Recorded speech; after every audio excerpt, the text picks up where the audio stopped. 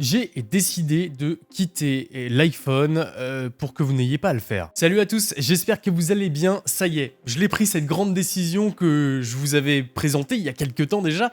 Déjà, il y a un an, j'en parlais. J'ai bel et bien décidé pour cette année de quitter l'iPhone. Alors pourquoi, me direz-vous? Eh bien tout simplement pour essayer de voir si Android est si mauvais que ça et si effectivement au bout de quelques temps je vais réussir à m'y faire, à m'y plaire et peut-être rester directement sur Android. Comme je l'ai toujours dit, c'est pas vraiment l'iPhone que j'aime mais surtout iOS et tout son côté optimisé. Et puis ça fait très longtemps que j'ai pas pu mettre les mains vraiment dans Android au quotidien et sur une longue période de temps parce que peut-être qu'entre-temps, ce dernier a évolué de sorte à ce qu'il devienne vraiment agréable sur la durée. Ça va donc être l'occasion de tester, de vérifier et de voir quels sont les avantages d'iOS, les avantages d'Android, et si aujourd'hui l'ensemble fonctionne ou pas. Alors rassurez-vous, j'ai toujours mon iPhone 14 Pro sous la main et je compte le garder notamment pour le côté professionnel. Et évidemment, on continuera à couvrir les leaks et les rumeurs concernant les futurs produits Apple. Voyez ça plutôt comme un projet en plus où je vous parlerai de mon évolution et de toutes les étapes que j'ai franchies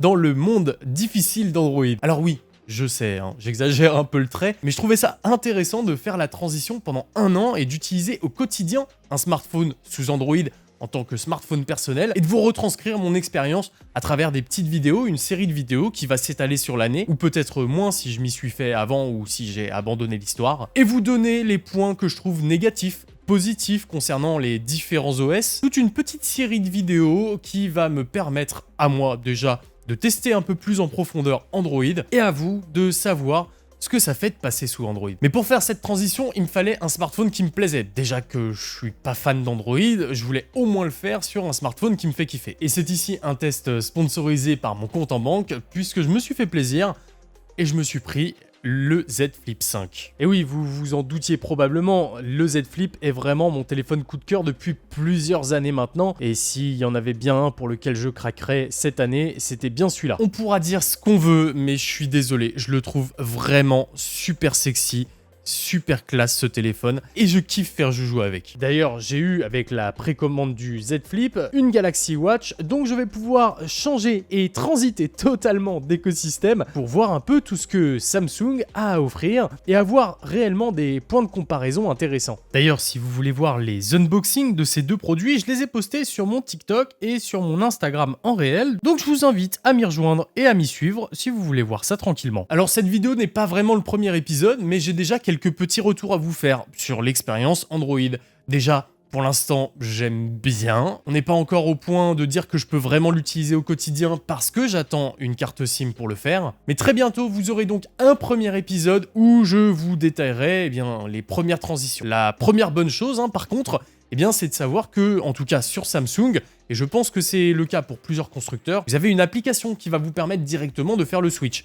Et elle est plutôt bien faite puisqu'elle vous permet très rapidement de transitionner l'ensemble de vos messages, iMessage, mais également photos, vidéos et applications d'un téléphone iPhone vers un téléphone Samsung sous One UI. En fait, il vous suffit d'utiliser le câble de recharge de votre iPhone, de le connecter d'un côté sur votre smartphone Samsung et de l'autre directement sur votre iPhone, d'ouvrir sur les deux smartphones l'application Smart Switch et tout se fait automatiquement et j'étais plutôt surpris. Surpris au point où carrément ça vous replace vos applications dans la même disposition que sur votre iPhone.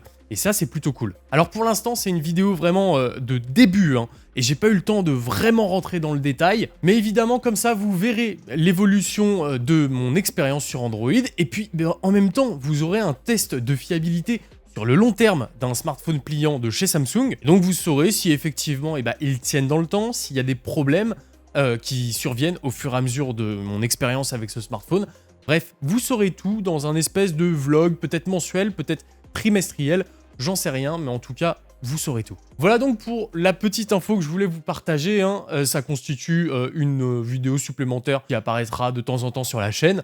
Et j'espère que ça vous intéressera autant que moi, ça m'intéresse de faire cette expérience. En tout cas, si vous voulez rien louper de mon abandon de l'iPhone pour Android, pensez à vous abonner et à activer la cloche. Sérieusement, je compte sur vous pour le faire, c'est gratuit en plus. Moi, je vous laisse avec cette vidéo qui vous en dira plus sur nos bien aimés iPhone 15 Pro et Pro Max et qui est sorti il y a quelques jours maintenant. Donc n'hésitez pas à aller la voir et à bombarder les likes, ça fait toujours plaisir. Tout ce qui me reste à vous dire, c'est à très bientôt pour plus de contenu sur la chaîne. c'était Nacrium.